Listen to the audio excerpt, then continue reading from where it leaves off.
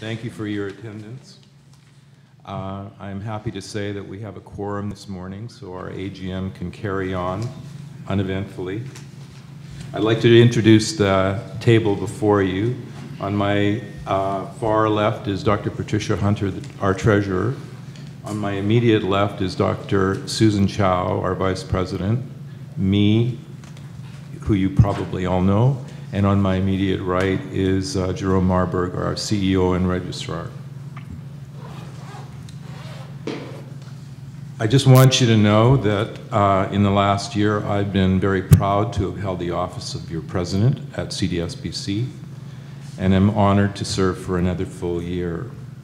It's been a very interesting year. At the beginning of the year, we had fully 1/3 of our board members as new members. And by November of this year, fully 2/3 of our board will be new. This poses somewhat of a difficulty, or a challenge rather, as we move forward because of the experience or lack thereof in the people on the board. So it's very important that we develop a board culture, which we've already begun. Our board culture is embracing our responsibility, our authority, and our oversight. And we are growing and developing in that way. Following this board meeting, the board has decided to hire an HR firm to try and expand our knowledge, our development, and our governance by developing an ongoing board assessment process as well as a CEO evaluation process that we will do on an annual basis. The purpose of this is that our focus is to grow and develop and be the highest functioning board and the highest functioning college that we can possibly be. So with that in mind, we are working towards that development, and I am very pleased to say the board has completely embraced that concept, as well as the senior staff have embraced that concept. The world is changing rapidly, and so we, the college, must be nimble and proactive to change with the changing times. I'm going to begin by asking, there's a motion before you to adopt the agenda. The motion reads, move that the agenda for 2023 June, or for 23 June 2017 be adopted. Is there a mover on the floor? Will. And seconder? Dr. Cheevers. Is there any discussion regarding this? Hearing no discussion, I'll call the question. Move that the agenda for 23 June 2017 be adopted. Those in favor, raise their hands. Those against, contra. Okay, motion carried. Our next item on the order are the rules of order, and I'll go so far as to read the rules of order so everybody is completely clear. What's going to happen is there's going to be reports that will be presented to you, and at the end of the session, after we adjourn the meeting, we will have an open forum where the board will stay and be available for questions and comments. So the rules of order are as follows. The meeting will be run in accordance with the provisions of the Health Professions Act, the bylaws made under the Act, and the Sturgis Standard Code of Parliamentary Procedure. In accordance with the bylaws, only dentists who are full, restricted, or specialty academic, grandparented registration, dental therapists, and certified dental assistants are entitled to participate in the meeting. Registrants who wish to speak must approach the microphone, wait to be acknowledged by the chair, and then start by stating their names. On each motion, each registrant will be entitled to speak up to 2 times for no longer than 3 minutes each time. Speaking a 3rd time or longer than 3 minutes will require permission from the voting registrants. To speak a 2nd time on the same issue, a registrant must wait until those who wish to speak on it for the 1st time have spoken. Debate must be germane to the motion which is on the floor. The chair may alternate between proponents and opponents to a pending motion. Debate on a motion may be closed by unanimous consent, or if unanimous consent is not evident, by a motion to close debate. Such a motion is not debatable and requires a 2nd or 2/3 vote. Motions approved at the meeting are advisory only in nature, and the College Board is not bound by the advice. The deadline to submit formal resolutions has passed, and no resolutions were submitted. Therefore, no resolutions or main motions will be accepted from the floor. For those of you who are online and wish to make comments or ask questions, you will see that there is a connection to this meeting through events at cdsbc.org. And at the closing session, we will field those questions. So carrying on, there is a motion before you that the rules of order as I presented them are adopted as presented. Is there a mover on the floor for that? Doug Kahn, and seconded? You were first. Your name? Arlene Kearns. So Arlene is a CDA. Mm-hmm. So I think she can. Okay. So is there any discussion? I will call the question. Those in favor of the motion that the rules of order be adopted as presented, please raise your hand. Those opposed, motion carried. The next item on our agenda is approval of the minutes of the 10th of June 2016, which you have in your enclosure. There is a motion on the floor that the minutes of the 10th of June 2016 be approved. Is there a mover for that? Thank you. Yeah. And a seconder? Okay, Mark Spitz. So let's just, for the purpose of the record keeper, let's just make sure we repeat the mover in a second so they can get Okay. Ms. Kearns, your mover, Kearns, and Mark Spitz is the seconder. Okay, good. We have that. Is there discussion? Any corrections? Any corrections? Hearing no questions from the floor, those in favor of the motion, please raise your hand. Those against? Okay. We'll now continue with a formal report. And I will begin with my report to you as to what's happened and what's transpired in the last year. In my first year as president of Cdsbc, I wish to report that, like the Starship Enterprise and the Federation, we have a prime directive. This is our unfailing commitment to work solely in the public interest. In a meeting last Thursday from the Council on Licensure, Enforcement, and Regulation, which I attended, that the acronym for that is CLEAR, I heard a symposium on the privilege of self-regulation, use it or lose it. We were presented with comments of why the Real Estate Council of BC, the teachers and engineers lost their right to self-regulate. It became apparent that there were self-interest groups that were interfering with the mandate of working to protect the public. I wish to assure you that this college and this board will do everything in our responsibility, authority, and oversight to protect the public interest. We will not be assimilated. In our listening session, I am encouraged by comments of registrants who have attended these town hall meetings.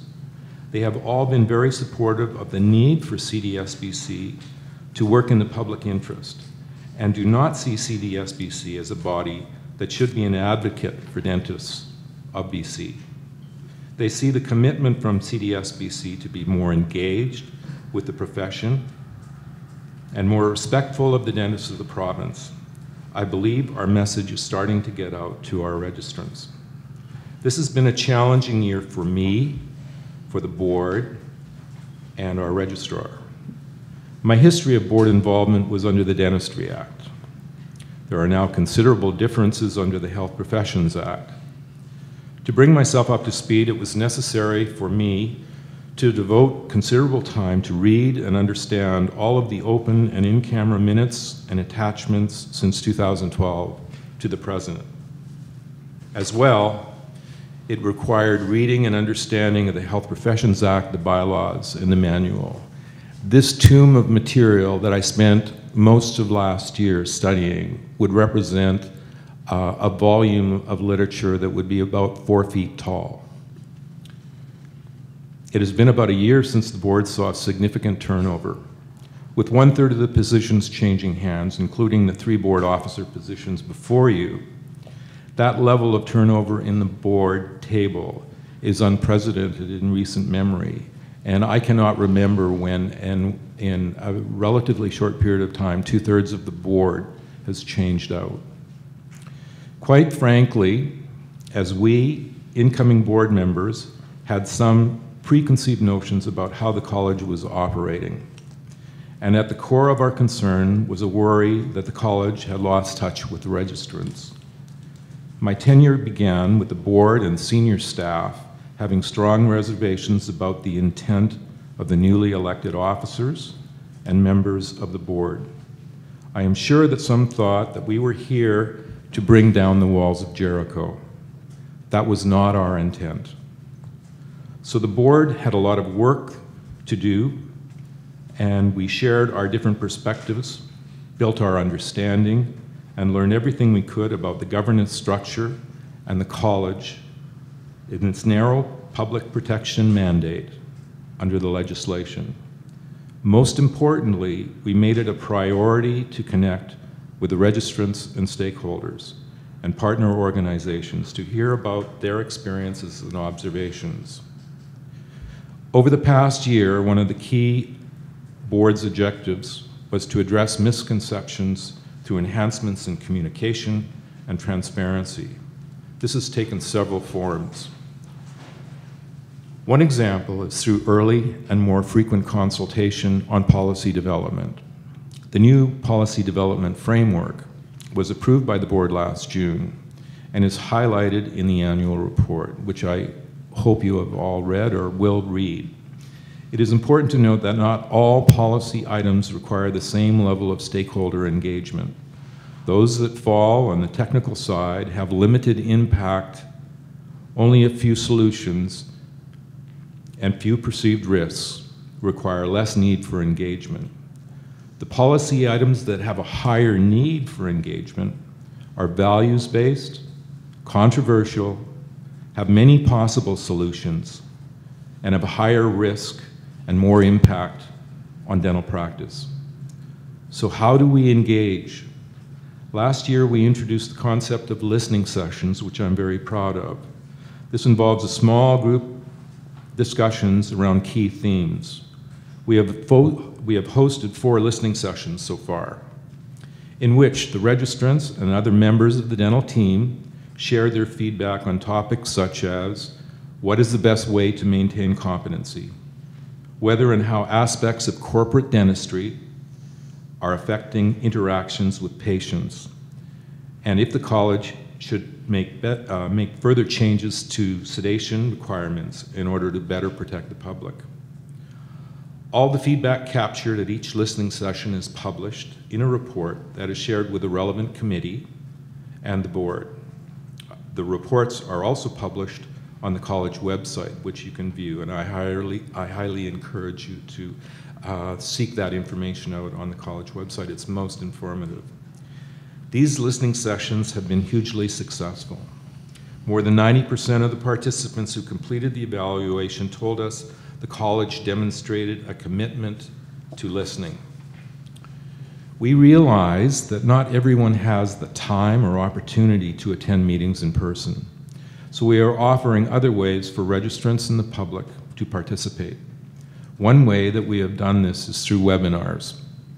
These allow presenters to respond to participant feedback in real time. We will soon be enhancing our website with an online discussion forum.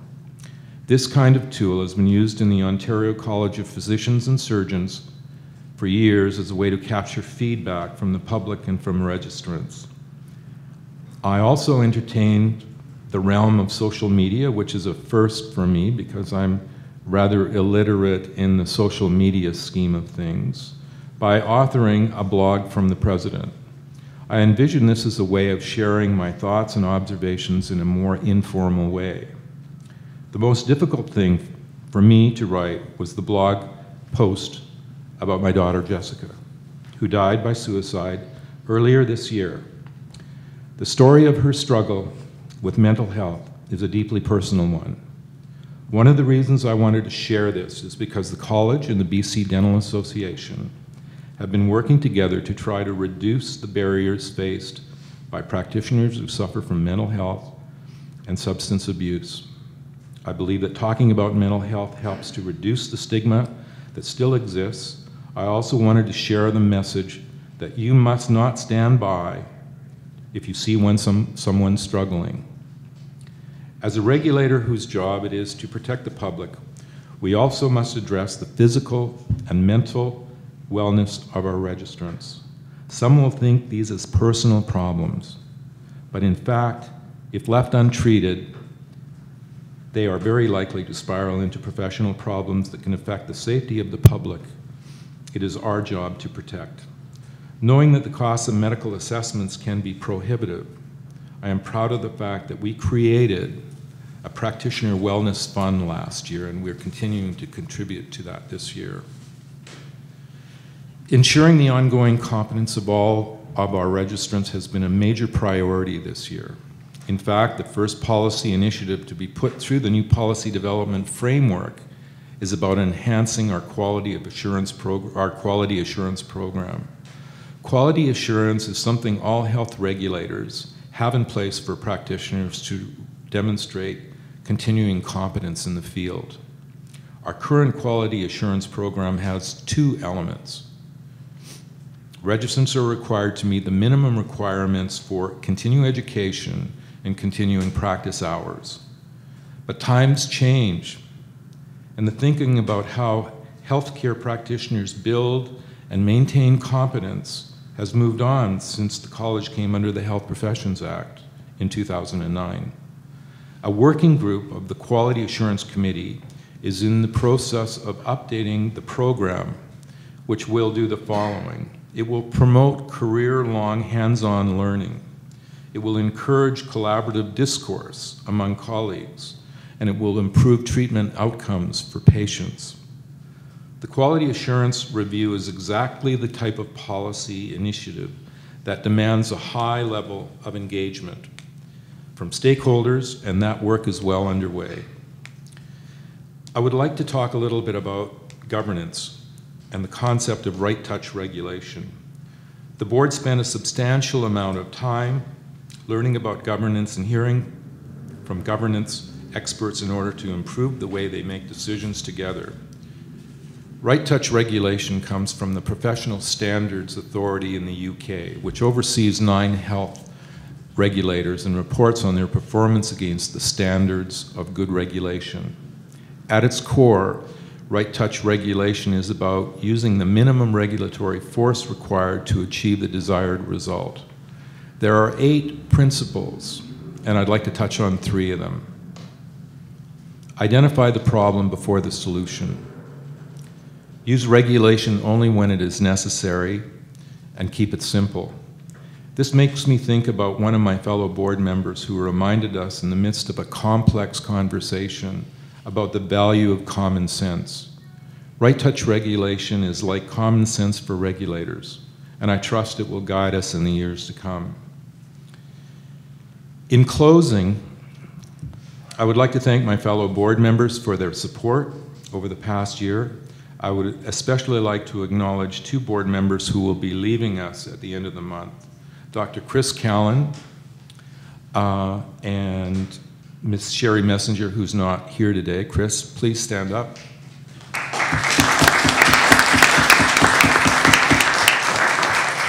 I thank you both for your thoughtful contributions to the board discussions and debate. I also extend a warm welcome to incoming board members, Dr. Deborah Batram and Kathy Larson, CDA, and look forward to working with you both. I must also recognize more than 100 individuals who serve as volunteers in our many committees and working groups. The work in the college could not get done without you. I've spent considerable time and energy and effort trying to sit in as ex officio officer on as many committees as I can get to, which is a bit of a challenge because I'm in Victoria, and on Monday and Tuesday I moved to Nanaimo. But I want to continue that. I want to continue having my presence there with as many committees as I possibly can in the coming year. I would like to thank the staff of the Professional Regulation and Oversight Branch of the Ministry of Health, led by Mr. Mark McKinnon, who I've spent considerable time with, for their time and expertise regarding governance and practices and the legislation that gives us our public protection mandate. I wish to acknowledge the professional staff of the college, led by our Registrar and CEO, Jerome Marburg, who translates policy into operations and keeps the organization running smoothly and efficiently.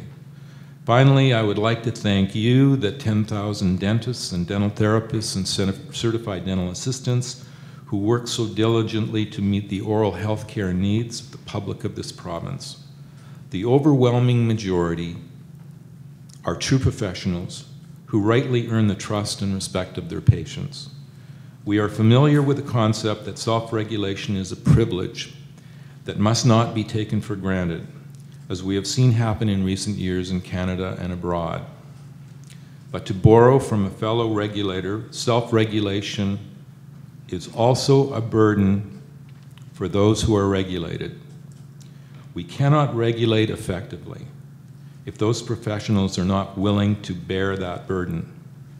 I've spent much of the last year speaking with registrants around the province. These conversations have confirmed that the people we regulate take their responsibility to their patients incredibly seriously.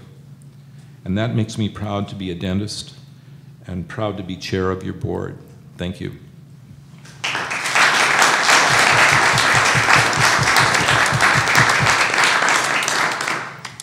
I will now ask Dr. Patricia Hunter to give the Treasurer's report. Thank you, Don. And welcome everyone to our annual general meeting. I am pleased to report that the college continues its strong financial performance. The consolidated financial statements are found in the annual report that you will have given to you on attending this meeting, and within it is my written Treasurer's report.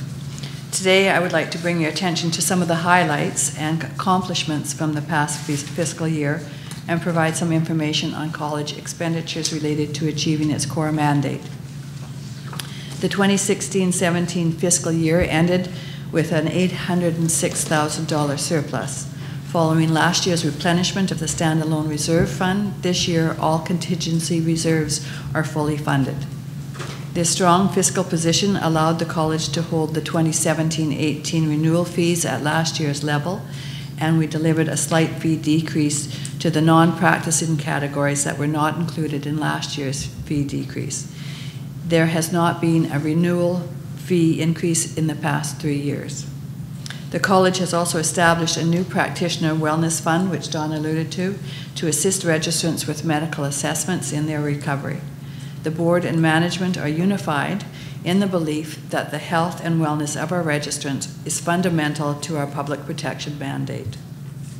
The college's mandate to protect the public is primarily accomplished through the core functions of registration, quality assurance, and complaint investigation.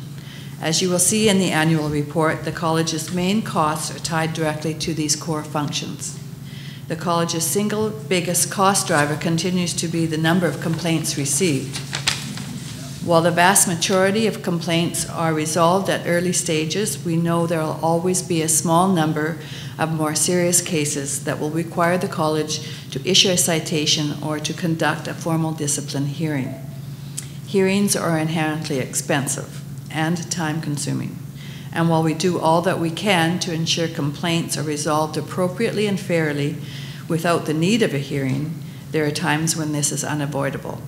While I am happy to report that the citations issued in 2016-2017 were all resolved short of a hearing, there were still costs involved as we prepared for the possibility of holding a discipline hearing.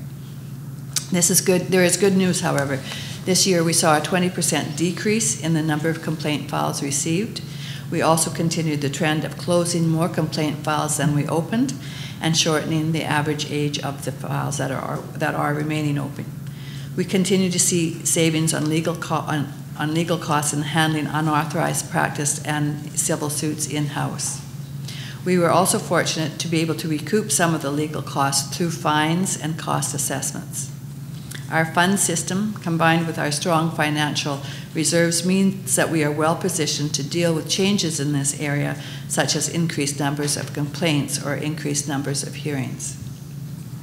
The college's other main costs are driven by core functions like operations, registration, and certification. We continue to build our technology infrastructure. We now have better electronic records management and are moving towards online registration and online complaint submission. We are improving our privacy and our IT security policies. Communications activities this year were focused, as Dawn mentioned, on registrant engagement primarily through the listening sessions. New enhancements to the website will also support policy development through a new online consultation forum. The professional practice support areas invested resources into the development of new online courses from which costs are recovered through fees. We also saw efficiencies and cost savings through holding more committee meetings online and through teleconferencing. The Audit Committee and the Finance and Audit Working Group continue to play an active role in improving the way the college plans and manages all financial matters. We are fortunate to have Mr. Terry Hawes serve as our chair, as we benefit from his considerable experience and expertise in current accounting and finance practices. I would also like to thank our Director of Finance and Administration, Mr. Dan Zhang, and his team for undergoing 5 successful audits without requiring any adjustments from the auditors. The board takes its financial stewardship role extremely seriously. Working with management, we strive to ensure costs are controlled and restricted. We continue to have success in this area, as evidenced by repeated balanced budgets and flat renewal fees. More details can be found in the financial statements in your package. Thank you, Dr. Hunter. We'll now move over to the Registrar's report, and I will ask Jerome Marburg to give this report. Thank you, Dr. Anderson. Welcome, everybody. I was going to, if our friend Jim Armstrong was here, I was going to make a joke, because SFU is my alma mater, where I got my single MBA, and that seems to have been sufficient so far. But he also teaches here as well. We'll miss his questions, no doubt. Again, welcome, and to people here, as well as those that might be viewing online. I believe there's about a 5-second delay or so. And there are 24 people online, I'm told, from Anita. Well done. So we are moving into the 21st century at least. As a regulator, our job is to look at the edges. Does a person have the necessary qualifications to enter practice? If they've received a complaint, we're obliged to investigate and resolve that complaint. In a very few instances, it becomes necessary to take decisive and unilateral steps to protect the public. But these are the exceptions. They do absorb our energy by their nature, and I'll speak of some of that today. That said, we can never lose sight of the fact that the heart and the soul of the profession is made up of individuals. Of 10,107 or thereabouts dentists, dental therapists, and certified dental assistants. They care deeply for their patients and communities, and they meet the demands placed upon them every day. They are caring professionals who put patients first, despite ever more challenging physical, emotional, and financial demands of practice. As practice realities change and evolve, so does the college. There have been some changes within the organization. After nearly 7 years overseeing our complaints and discipline function, Deputy Registrar Carmel Wiseman is preparing for retirement, or as she calls it, a soft landing. We call it a soft exit because she has moved into a part-time role in policy development. Her primary project at the moment is providing staff support for the rewrite of the college bylaws, overseen by a board committee and the board itself, as well as wrapping up a number of complaint files referred to discipline through issuances of citations. And I'll talk a little more about that later. I'd like to take a moment to honor Carmel for the incredible body of work she has contributed to the field of regulation over many years. She is recognized as a leader among regulators in BC and elsewhere, and we are incredibly lucky to have had the benefit of her wisdom and compassion and the continuation of that in the periods to come. Moving forward, the leadership of the professional regulation portfolio is now shared by Dr. Chris Hacker and Mr. Greg Kavoris. Many of you know Chris from his years as a complaint investigator or from his 35-plus years as a well-respected and much-loved general dentist. I can tell you personally, I've received a number of calls from angry patients about Chris, not in the way you would expect, but because he's now moved to us full-time, they're rather pissed at us for having lost their dentist. Chris has been appointed our Director of Professional Practice, and he'll work in tandem with an in-house lawyer and now General Counsel Greg Kavoris in that area of the office. That area of the office continues to see improvements. We've continued to eliminate the backlog of complaints, and the average length of time to close files has continued to decrease, as you've heard from both Dawn and Patricia. As part of our commitment to a fair and transparent complaint process, we introduced a complaints exit survey last year, and that was done as a pilot project, which we will continue on, despite the fact that turnout hasn't been overwhelming, but it has been significant. We received feedback through that vehicle via 2 surveys, one for registrants who are the subject of a complaint, and for another for complainants themselves. The numbers, as I mentioned, are small, but they are in keeping with these types of surveys, so that our external experts tell us. The results indicate that overall, we are striking the right balance, I'm pleased to report. Observations from the research company conducting the survey, which is done as an arm's length survey, show that complainants generally agree with how the college conducts the investigation and communicates throughout the process.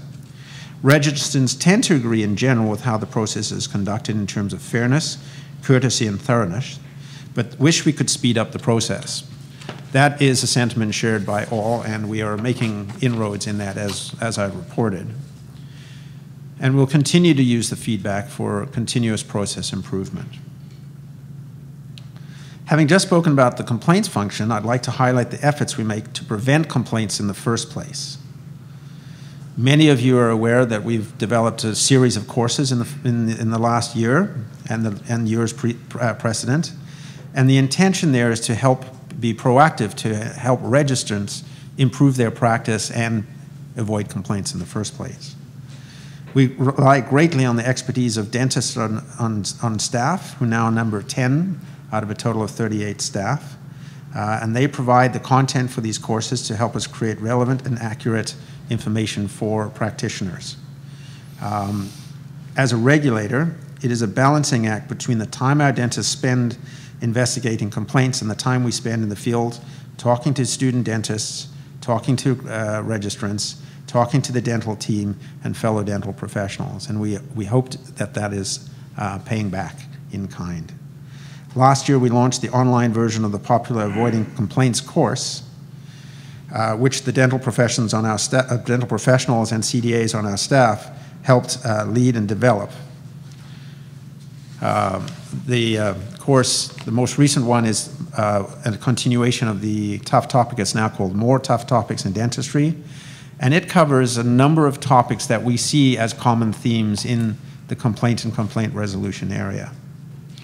As a sort of a reminder, informed consent, interpersonal conflict, billing, practitioner wellness, communication.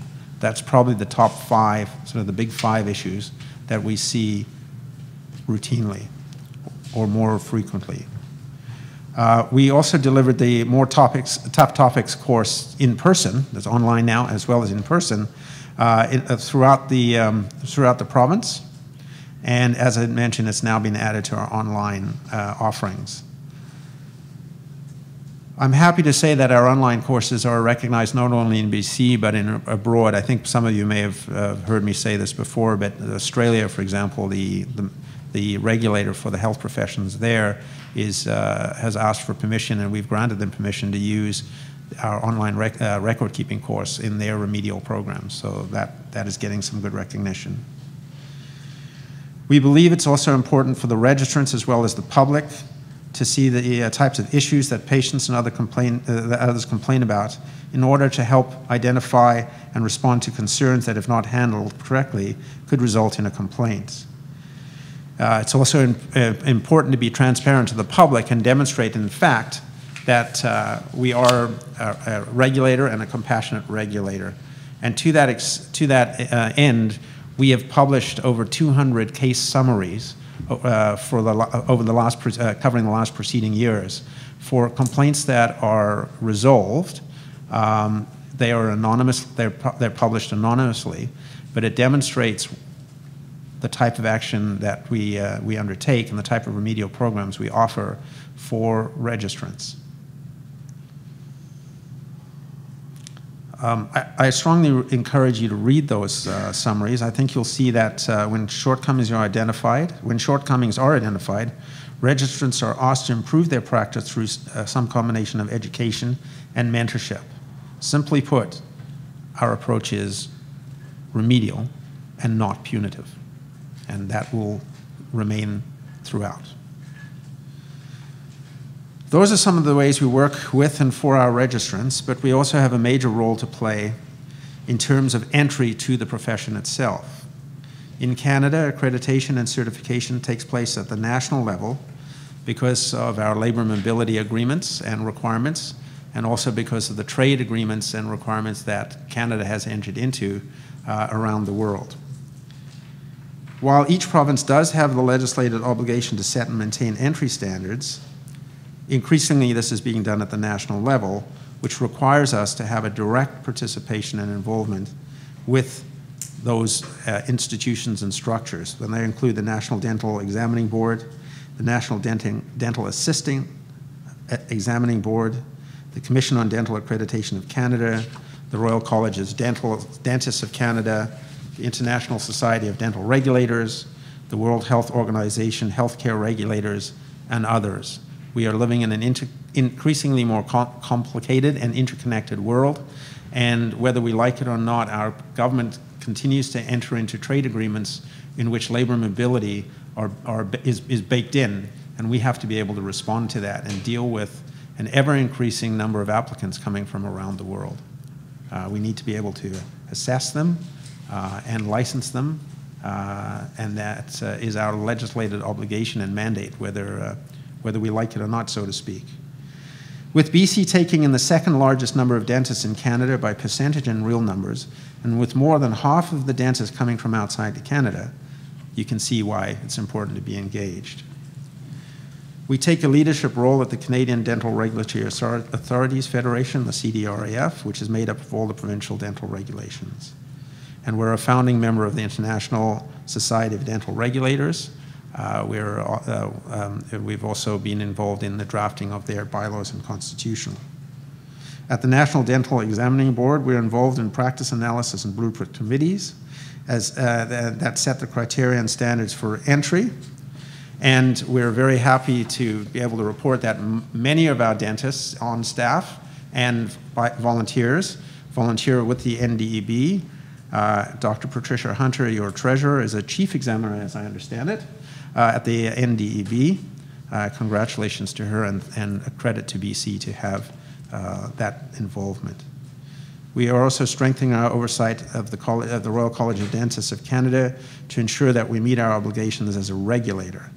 These arrangements with third-party assessors, as they are termed, have become increasingly more demanded by fairness commissioners across the country, and who have oversight of what's happening in Ontario, Quebec, Saskatchewan, I'm missing one, and Nova Scotia, and its analog in BC, the Health Professions Review Board, which has oversight over registration decisions we make. There's been a lot of conversations about the topic of sedation in dentistry, particularly in light of two recent tragedies, one in BC and one in Alberta. Our standards for sedation are increasingly being looked at as an example of striking the right balance between access to care and protecting the public. However, we are not resting on our laurels, as Dr. Anderson has mentioned, and we continue to make continuous improvements. These include, over the last year, requirements for end-tidal capnography, increasing the frequency and specificity of mock emergency drills throughout the spectrum from moderate sedation through to general anesthesia, and also taking a closer look at the requirements for pediatric sedation. There's also a working group looking at the deep sedation guidelines and the general anesthesia guidelines, and that's as part of our normal ongoing refresh and renewal of the policies. Under the Health Professions Act, one of our duties is to work collaboratively with other health regulators. That's baked into the legislation. We continue to do that by being an active member of the BC Health Regulators Group, which is a society made up of the 23 health regulators under the legislation. That group has undertaken a number of significant initiatives, including a multi-year public awareness campaign about the importance of seeing a regulated health professional. And some of you will see in the little vignettes on TV, it essentially says just because somebody says they're a professional doesn't mean they are one, and to make sure that the person you're seeing is in fact a regulated professional with authority to act. Mark has mentioned, Dr. Anderson has already mentioned and given thanks to Mark McKinnon and his team at the Professional Regulation and Oversight Branch of the Ministry of Health. They have become very much more actively engaged in their oversight portfolio and in their outreach to the health professions on a number of issues, among which they're making sure that all health professions understand and adhere to their mandate under the Health Professions Act. Also, through BC Health Regulators, we're working with the First Nations Health Authority to better understand the concepts of cultural safety and humility. This includes the significant barriers to healthcare faced by First Nations people through the legacy of colonialism. It is about addressing systemic racism and personal biases that lead to inappropriate treatment and barriers to access to care. Each of BC's health regulators has signed the Declaration of Commitment to make the health system more culturally safe. And I want to take a moment just to congratulate and thank Dawn and the board as one of the first of the regulator groups to say this is a good idea and we need to sign on. And we were among the first to sign on, and I appreciate that. President Anderson spoke a little about the wellness program. I'd like to build on that. Dentistry is a tough business to be in. It is intellectually and physically demanding, and it is emotionally demanding. It imposes a toll on those who practice it. We see this reflected in the wellness files. These are the individuals who are suffering from physical or mental health issues, including addiction. As is reported, we have put resources in place to create a pathway back to safe practice, and there is a pathway back to safe practice. Physical and mental health also was the subject of our educational session at the Pacific Dental Conference this spring. We hosted a panel presentation focused on practitioner wellness and brought in one of the country's leading thinkers on responsible pain and antibiotic prescribing. We are now exploring ethics in dentistry as the focus of our educational session in 2018, and we're looking to do that in collaboration with, and we have actually secured collaboration and agreement with the BCDA on that. We're looking forward to a candid discussion that at its core is about building trust and meeting the expectations not just of the regulator, but of the public. And those are ever changing, and I'm going to shorten my speech a little bit, but I recommend anybody who is interested in this to take a look at what was Bill 87, which is now law in Ontario, to get a sense of what's happening across the country and might be happening around oversight and regulation. And it's an interesting read, and they're certainly forging quite far ahead. One of the leading thinkers and educators in regulation, Dr. Malcolm Sparrow from the Kennedy School of Government at Harvard University, who came to speak to the regulators most recently, has commented about the inherent challenge in public protection. When a tragedy happens in any professional field, The instinct for everyone, the public, the media, the profession, and government, is to throw up their hands and ask, why didn't the regulator do something to prevent this from happening? At the same time, when the regulator does put proactive measures in place, they are frequently met with the objection that nothing bad has happened in the years before, or nothing bad has happened, so why on earth would the regulator get involved in the first place? It is certainly a balance, one that we may never get exactly right, but you have mine and our commitments, and you've heard from Don in his speech, the commitments of the board, so we are all aligned on this, to keep trying. Finally, I'd like to say a few thank yous. First and foremost to the board for your leadership this past year, and the many volunteers on our committees. My amazing team of professional staff who are always learning and growing. I would mention as well and congratulate Rasheen O'Neill on her ascension to a CSAE certified executive. Our partner organizations, particularly the BC Dental Association, the Certified Dental Assistants of BC, UBC Dentistry. I'd like to acknowledge the outgoing Dean, Dr. Dean Schuler, for his years of service to the education and training of dental students. Replacing Dean Schuler is Dr. Mary McDougall, who assumes the role this summer. We've met her only briefly, but we look forward to an ongoing collaborative relationship between the college and the university. Thank you to our peer health colleagues in BC and the dental regulators across Canada. There is no doubt in my mind that the public is better served because of how we work together. Finally, to our registrants, thank you all. It is an honor and a privilege to be your registrar and CEO. Thank you, Jerome. Thank you, Jerome. I'll now ask Mr. Rick Lemon, who is our public appointee to the board, who is unfortunately going to be leaving us in part in the fall. We're going to miss him. He has huge shoes to fill. I will ask him to give the public members report. Please, Rick. It's well documented in your report, but I just have a couple of comments. I'm one of 6 public members on the board. We constitute 1/3 of the overall board. We bring expertise in terms of business, finance, education, and I think that helps make sound policy at the board level and makes better decisions overall for the college. We also get involved in the committees, and so we get a real indoctrination on college activities and programs. I've sat on the inquiry committee now for a number of years, and I see openness, and I see fairness, and I see transparency in that process, led by the skilled Carmel Weisman and her staff. And I am comfortable that the public is well protected through that entire process, which is one of the core mandates of the college. The only other comment I wanted to make was there was a real strong focus this year on accountability and transparency in terms of the college and its activities.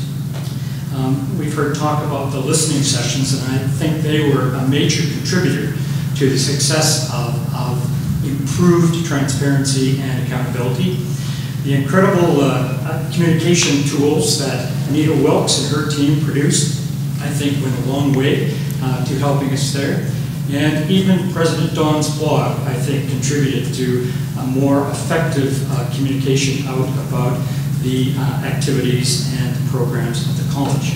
I think overall, both the general public and the registrants have a better understanding of the college, its activities and its programs, and probably are throwing in more support as a result of that. Thank you. Thank you, Rick.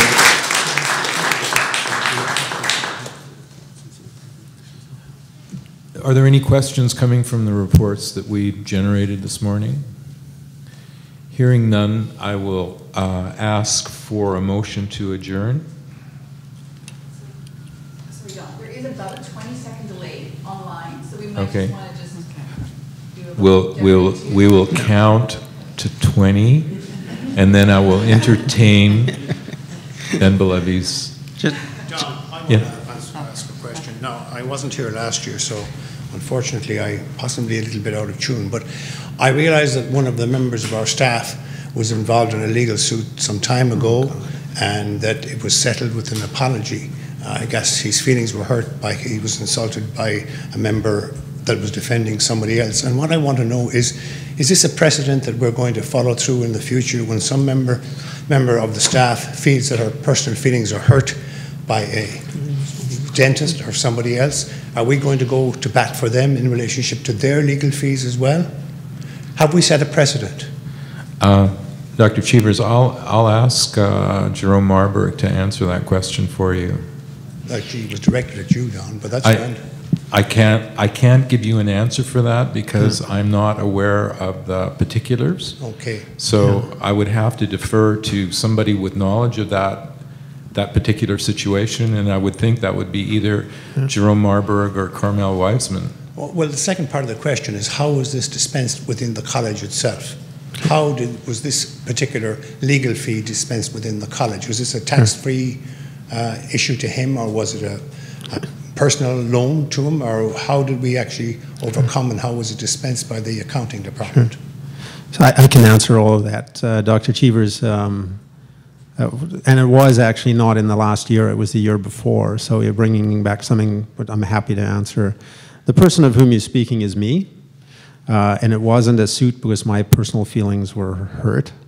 It was a suit against somebody who made defamatory remarks about the registrar of the college and the regulation of the college. It was taken under a considerable advice and with the knowledge and consent of the board. It isn't a personal suit. It was a suit by the college because it was a defamation of me. And it wasn't just an apology for feelings hurt. It was a defamation suit in which the person it was settled with the person admitting to having told lies and made defamatory comments to me about not me personally, but the registrar of the college, and that's how it was undertaken. And actually, Rick Lemon, who's probably a public member who could probably speak to this as well, or Dan DeVita, public members who've been around a long time. So it is in the normal course of how we would deal with matters that come in a legal basis. We have, for example, when members of the inquiry committee have been personally sued or named in the suits, the college defends those suits. It's part of the normal course.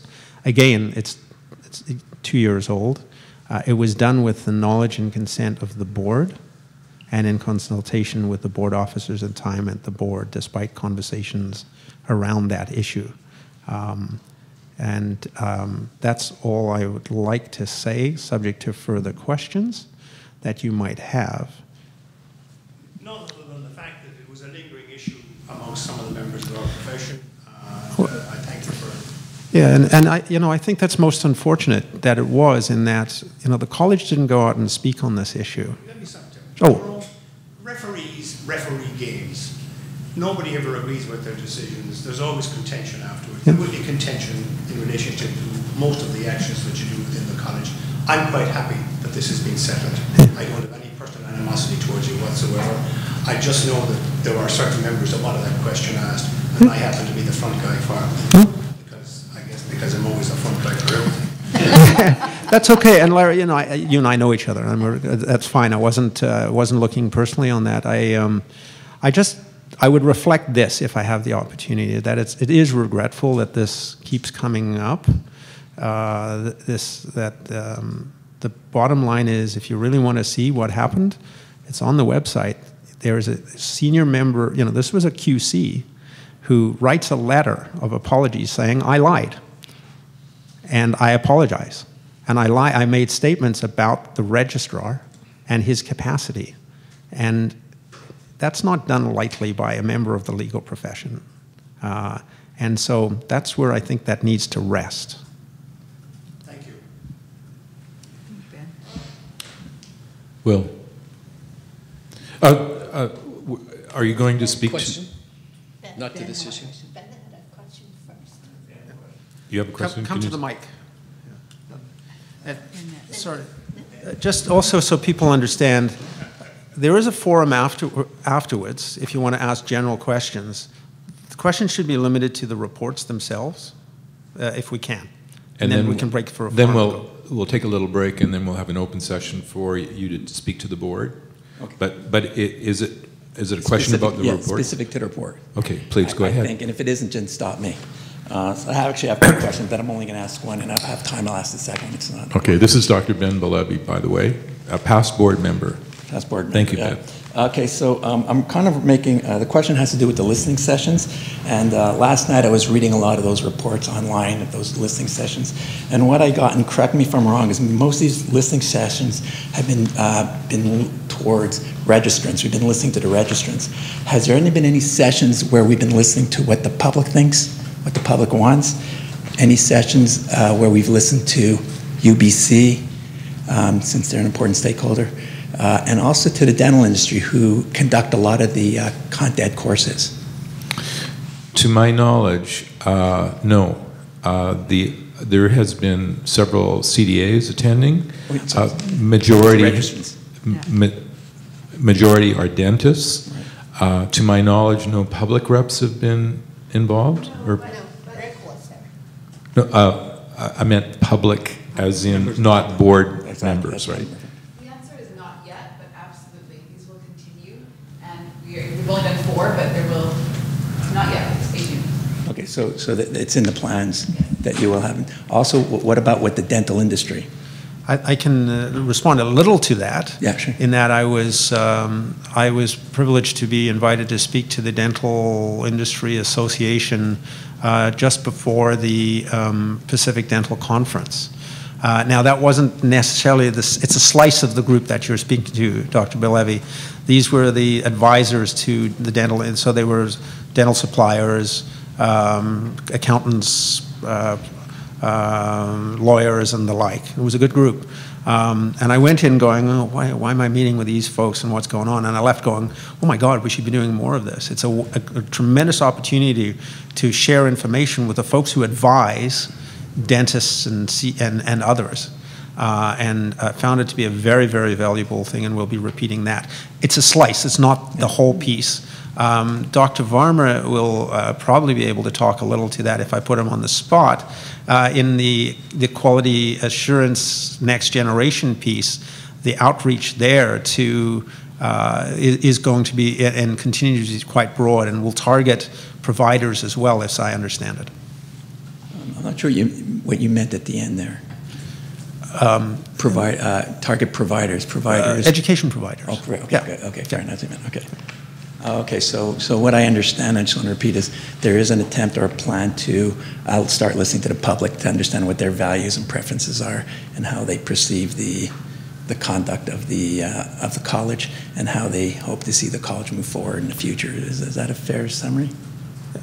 I would think that would be fair. I think that's a lovely summary, yes. Yeah. Thank you. Did anyone write that down? Okay. Do I have time to ask a second question, or should I come back later? Let's go to the next question. Dr. Getty. Thank you. My comment and question is in regards to the complaint summaries that were recently published that Mr. Marburg reported on. And I wanted to speak to the value of those, and that in offices that I work in, amongst colleagues, fellow registrants, it facilitated and initiated conversations that I think are very useful in preventing bad things from happening. You know, and I wanted to speak to that. Thank you. And so my question is, I assume procedural administrative delay in getting those things out, because I think it was like 3 years published going back to 2012 or whatever. And can we expect a similar delay going forward, or are we going to be? Is the college going to be able to catch up and keep those coming up more current? Oh, thank you. Thank you. I love you for that question. I really do. The short answer is no to expecting delays. We're going to try and keep up to date. I will tell you, partly it was a matter of catch-up. As people know, over the last 5 years, we've been doing a lot of catch-up in a lot of areas, and it's resource intense. You're taking really sometimes 20 and 30-page reports, and you're putting them down to a few paragraphs, and Then you have the registrar who keeps sending them back saying, no, they've got to be more readable and more friendly and that kind of stuff, and my staff pulling their hair out and hoping for a new registrar maybe. But it was an iterative process to get them, and we want to hear back. The balance may not be right yet, but the key is, what we're trying to get is that somebody, not just a dental professional, but a member of the public as well, can read them, understand what's going on, what happened, and what the solution was. Yeah, I can't commend enough the editing that goes into that work. I mean, reading between the lines there, it's awesome because, you know, as dentists, we understand the language, but the way that they were all translated down, I mean, it's a real piece of work, and I can't commend enough. Well, for that you have Anita Wilkes, Great. Carmel, Travis, I'm sure a whole team. and their folks. And, well done. they did well done. Thank you. Absolutely. I just wanted to speak to the value of that. I appreciate that very much. Thank you. Will, along with that line, at the recent CLEAR meeting in Vancouver, the comment was that most organizations function at an 80% level of responding to problems and 20% functioning as preventive measures. And good organizations reverse that. So they spend 80% of their time and energy on prevention and 20% of their time on responses to problems. We are trying to change into that latter school so that we're spending more time on prevention, and a lot of that has to do with engagement of registrants, educating the public, educating the students at the university, educating the registrants. So we're working in that direction, and thanks for recognizing that. Dr. Cheevers. Just one further comment. Oh, just, you can go for me. Okay. Thanks, Ben. Anyway, look, 2 years ago, Jerome, I brought up the issue of how your registration, there's the over 60s, and everybody's lumped into the over 60s. Also, old farts are lumped into the over 60s. And you agreed at that time that you would actually have a separate column for those over 65 or over 70. Now, the reason why I'm saying that is that the world is changing. There's no such thing as 65 in retirement anymore. You know, old farts like me have to keep going because we're going to live to 90. So we have to have a decent supplement as we go forward. And in fact, I was at a lecture in Ireland recently where one of my colleagues gave a talk to us, and in fact he said, if you are in your 40s today, you can expect to live to be 100. And children that are born today can expect to have a lifespan of up to 200 years.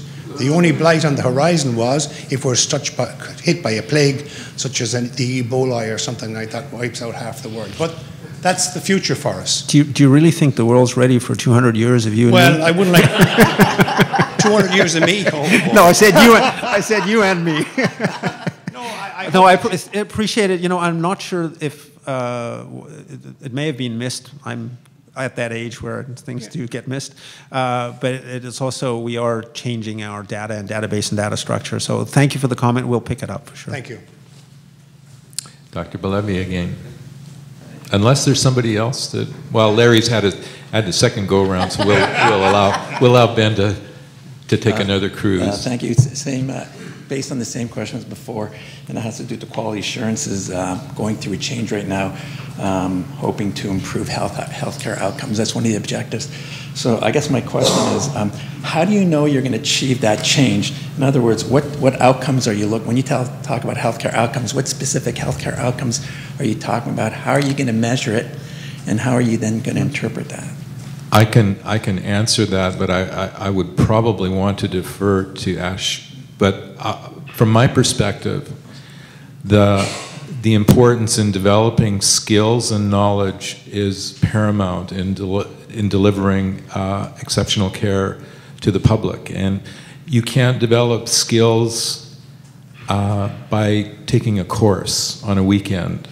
You can develop knowledge, but you can't develop skills. So in order to develop skills, it has to be hands-on. And so that's something that Q&A is looking at. I'll ask Dr. Varma to stand up and maybe give a better response than I'm giving you right now. Thank you, President Don. If I may turn, and thank you for asking those questions, Ben. And Ben was a stalwart member of the Quality Assurance Committee in years gone by and was very insightful. A couple of things I'd like to speak to, Ben. And the first part of your question, you were asking about has there been any public engagement. At this stage of the game, there hasn't been. But last night we held a meeting of the working group, and we have a plan as we move forward in timelines. Excuse me. So the plan is to engage the public sometime later on this fall. One of the challenges with engaging the public is we want to make sure we can give them something to look at, that they can answer a question as opposed to a generic question. What do you think a regulator like the College of Dental Surgeons should be doing? So the decision that was made is once all the data is gathered and collated, then some sort of a draft plan will be presented, and there's 2 or 3 different groups of people that are available through Vancouver Coastal Health and other entities, including even our patients perhaps as a 4th group, that have some degree of understanding what the roles and responsibilities of a health regulator are, so that perhaps we can get feedback that is meaningful. But yes, we are going to reach out to those individuals, and it is in the timeline. With respect to how are we going to, one of the mandates, the comment was, and ideally improve patient outcomes. You raise a very good point. That is a difficult thing to quantify, and how are we going to quantify that? Based on the evidence and the literature that we've looked at to date, and I believe it was Stephen Lewis who spoke at a presentation that the board members were at, I think February or March 2015.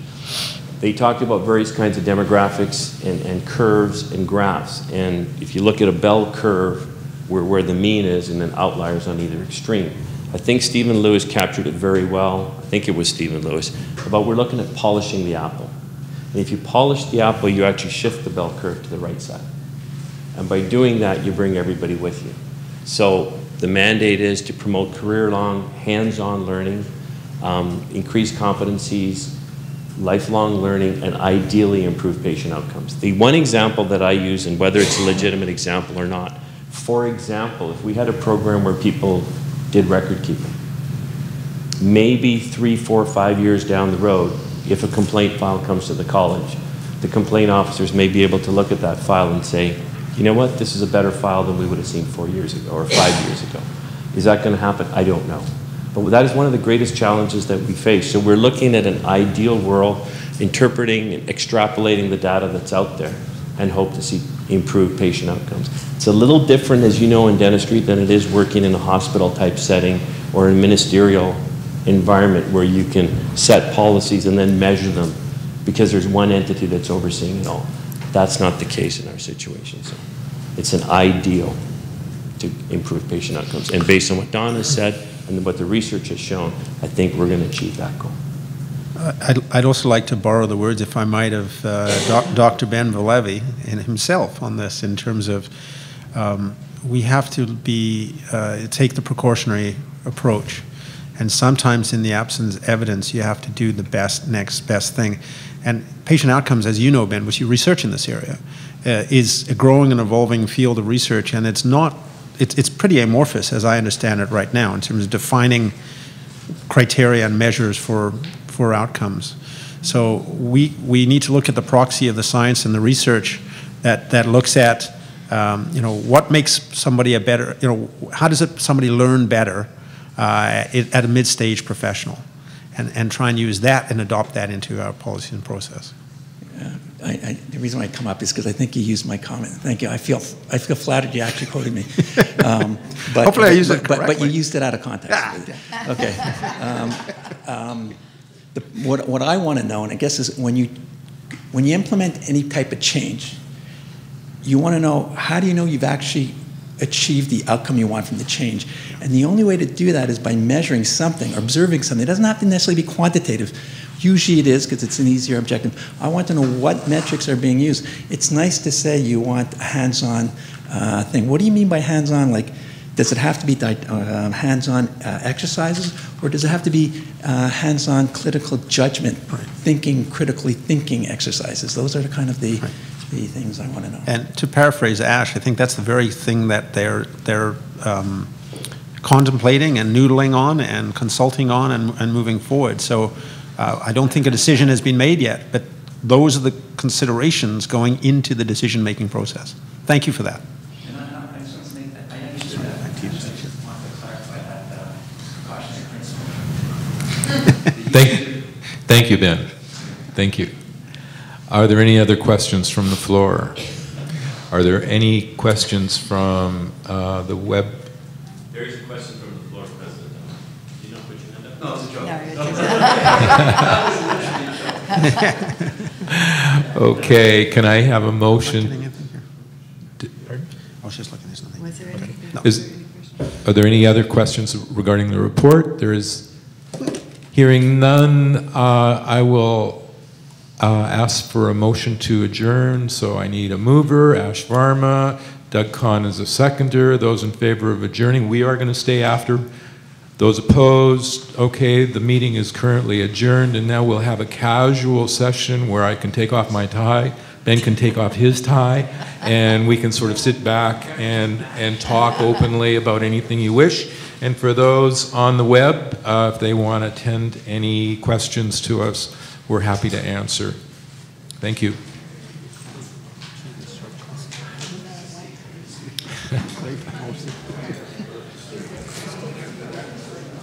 Yeah, we're wondering.